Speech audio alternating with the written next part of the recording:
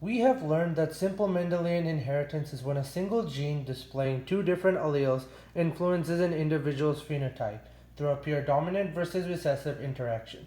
However, this type of inheritance is fairly uncommon due to a more common type of inheritance, epistasis. Epistasis is when multiple genes contribute to the same phenotype due to the masking/inhibition of an allele on a locus by a different allele on another locus. There are 6 major branches of epistasis, however we will only be talking about one of them, single recessive epistasis. I will now demonstrate an example of single recessive epistasis. This here is my friend R1D3C4PO, a Valinorian from the deserted planet Xenon in the Andromeda Galaxy, whose species shows single recessive epistasis in regards to the color of their blood. He has 2 genes A and B, that contribute to the overall color of his blood.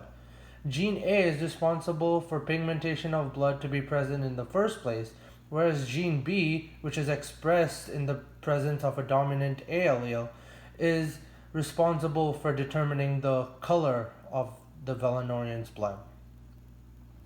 If gene A is recessive, the Valinorian has colorless blood, whereas if a dominant A allele is present, the Valinorian will have red blood if there's a dominant B allele, but will have yellow blood if gene B is overall recessive.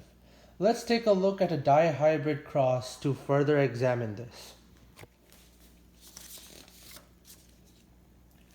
This here is a dihybrid cross of 2 heterozygous Valinorians who have pigmentation and will have red blood. The results of the cross indicate that there will be 9 red-blooded Valinorians, 3 yellow-blooded Valinorians, and 4 colorless-blooded Valinorians.